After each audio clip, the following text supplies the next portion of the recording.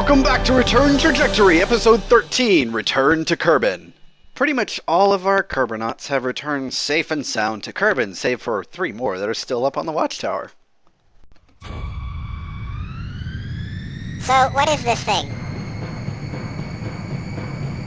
This, comrades, is the dawn of a new era in space launch systems.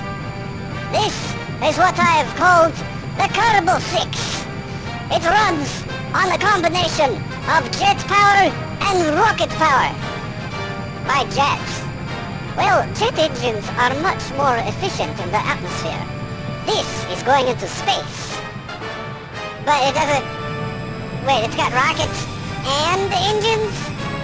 Yes, it is a hybrid aircraft. This one, unlike its brethren which shed stages to get into orbit, will thrust all of its power to get into orbit on its own without dropping any parts. What's the point, man? I mean, bigger boosters are better, right? Jeb, I did not ask you for your opinion. It is my job to design spacecraft, not you. Well, I like that you did, kind of take my suggestion of more boosters. Yes, it has plenty of boosters. It's also on fire. That is normal. This craft is designed to have a little bit higher temperature tolerances. You just made that up, didn't you? No. This ship is designed to be on fire. This is the best part about it. Sure, man. It's still on fire. It could be more on fire. Just saying. Yes, I know. It has to get fast enough and high enough before it can switch over to liquid engines. The atmosphere levels are dropping. Those engines are going to start losing power after a couple more kilometers. You can't burn them at full strength. Well, that is part of design. The engines are supposed to slowly step down in power as the atmospheric density decreases. Do not worry, it is all going according to plan. The ship is unmanned, and most of this is being done by telemetry readouts that we are seeing as is at the moment. Engine power is dropping off. Do we want to switch over to liquid? We are currently running on liquid, but you mean liquid and oxidizer? Yes. Engines engaged. Losing power.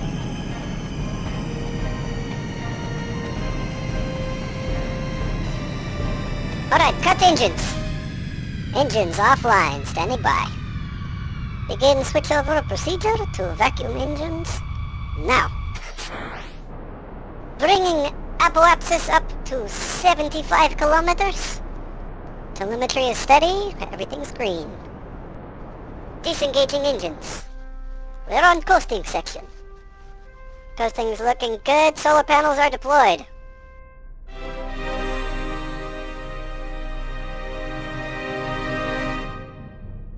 Fuel system's nominal, electricity looks good. Preparing to initiate final burn to get into orbit. Burn initiated, systems are green.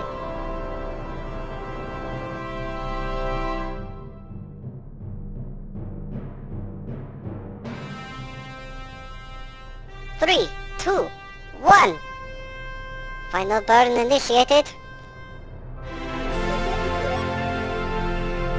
We have achieved orbit without dropping any parts. Our first experimental single stage to orbit craft is successful.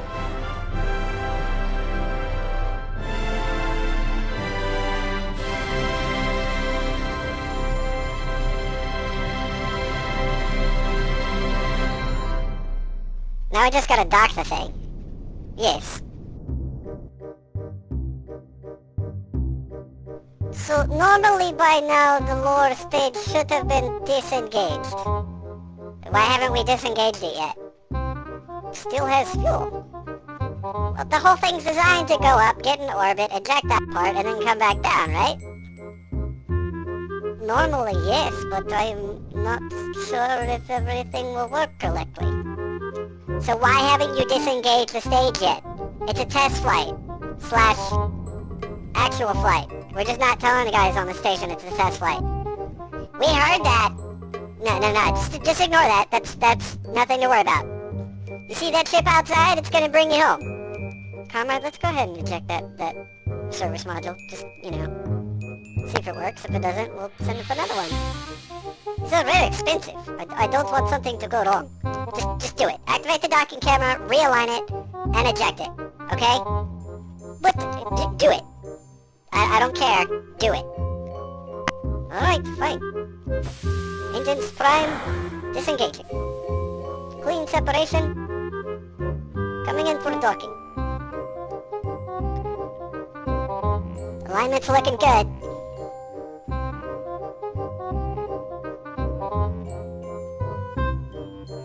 Alright, Kerbal 6 support module has docked. Alright, you guys worry about getting your little green selves into the service module, and I will work on getting this ship away from station. Oh my god, we've been cooped up in that dang science container for like 3 weeks! A month! No one's even known our names the whole time we've been here. Yeah, they tend to leave out the people that actually do all the hard work, all that science and stuff. And, like, Alan has been the only one getting any publicity at all. You know, it wasn't really my idea to have it that way, that's just the way it happened. Well, just so everyone knows, my name's Wilkin, my name's Charlie, and, I'm Alan. So there's the 3 of us, and we're getting ready to come home. Kerbal 6 transfer stage is preparing to deorbit and land at Kerbal Space Center. So this should be like pretty much all of our other landings, right? Yes, except for this one, we are actually planning on landing at the KSC, and we actually have full control of the spacecraft, unlike other ones. So who's controlling it? One of our expert pilots. Well, which one? Bill? Bob? No, I believe Jeb is. Wait, you put Jeb in the control seat for this thing? Yes, oh. Yes, that was probably bad planning on my part. Wait, who's in there with him? It looks like Bobbert and Jeb. They're both helping to fly it. Oh, this is not gonna end well. Hey guys, what's going on? Bobbert? Jeb, you better unlock this door right now. You are not supposed to be flying. Look, man, you told me I could fly this. I got it. Besides, it's sitting in the atmosphere right now. I mean, you're gonna switch someone over right now and we're trying to guide this thing in and land it? Really? You really want to do that? Because I don't think that's a good idea. I don't think that's gonna happen. Bobbert, do you think that's gonna happen? No way, man. They're not gonna do that. Yeah, the door's locked anyway. Have fun getting in, guys. Dude, we're still landing. Oh, right. Okay. Jet engines. That'll help us slow it down. Yeah. Yeah, good job on those side engines. So, stand by on those. Alright. And, I'll just bring us in. Landing gear down. And, I'll bring us in. And if I start coming in too fast, don't hit the parachutes, because that's not the cool way to do it. Just be ready to, like, hit those engines, like, if I come in too fast. Got it? Got it! Alright, coming in. Oh, I am not feeling good about this. They are cutting and recutting engines.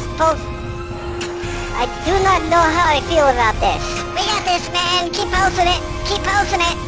Stand by on those secondary boosters. Hey, what's the fastest way to get into orbit? No, our boosters! What's the fastest way to land? Pulse the boosters! That's right, let's do this. Coming in for a landing. Pulse it, pulse it. Standard engines, pulse it again. One more time, one more time. Booyah! My name is Jebediah Kerbin, and my name is Bobbert Kerbin, and we are the best goddamn pilots in the solar system. This is Alan Kerbin, disengaging from the watchtower. We have less than 12 hours to get back to KSC before life support goes out. Someone apparently forgot to add life support onto the ship, so we're running on whatever we had in our suits. Thanks, comrade. Sorry. Alright, we've gotten telemetry, and we are planning our descent to take a long pass around the planet before we come down to the KSC for the atmosphere. Alright. Comrade, can you go ahead and disengage the service module? We're not gonna need that anymore. Alright, just a few more course corrections to make before you come in. And go ahead and shut down the antenna and solar panels. Alright, solar panels and antenna are offline. And decoupling. Decoupling. The service module is not decoupled on my instruments. Is it decoupled on yours? No? Alright, I will try hard boot. Whoa, everything just went dark. Well, you're on dark side of planet. No, all of our instruments just went offline. That's not good. And now the ship's making weird noises. It's not supposed to do that. I am sure it is nothing to worry about. Relax. Look, that. Is that normal? That's not normal. It's not supposed to make that noise, is it? This thing is creaking and groaning around us. It's not supposed to be doing that. It is a prototype. I guess this is what you get when you fly prototypes of an orbit. Okay, that is making me really nervous. Are you sure that one of you isn't just hungry or something? Look, comrade, if I was hungry, I wouldn't be making that noise. It's definitely not one of us being hungry. Alright, well, we're still getting telemetry from you. Systems have not rebooted yet. I'll see what I can do. Stand by. Yeah, thanks, because we're not about to, start burning up in the atmosphere soon or anything. Alright, systems have rebooted. Go ahead and make a slight course correction to the south, and slightly to the east. And that should be enough. Telemetry is looking good. Your re-entry corridor is clear. You will be coming down on RCS and rocket power. I've re-enabled those connections. Stand by. Ionization will start to cut our communications. Alright, communications are offline with KSC. Hang tight, guys. We're coming in through the corridor. There we go. Ionization is clear. Alan Kerbin, can you read me? Loud and clear, comrade. We're coming in. Alright. Prepare to engage final boosters. And engage landing struts. Landing struts? Yes, there are landing struts. Oh, that button. Okay. Landing struts engaged. Alright. Enable final burn on... Well, now. Do it. Full power. Maximum. Maximum power. Where's the power button? Maximum power. Oh, there. Yeah, okay. Alright, we're coming in. We're not slowing down. Brace yourselves. Hit the chutes. Chutes. Come on, hit the chutes. Chutes. Everyone okay? Yeah. Just fine, actually. Cool. Engage solar panels. We'll stand by for recovery.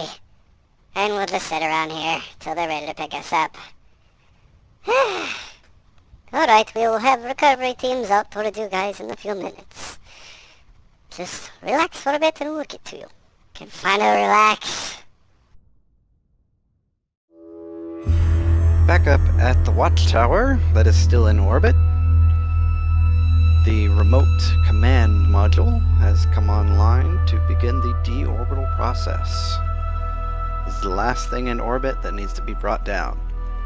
All of the debris has been managed, recovered, and disposed of. All that's left is the loose end of the space station itself. The only engines on board this thing are those RCS boosters, so it took quite a while to bring it down.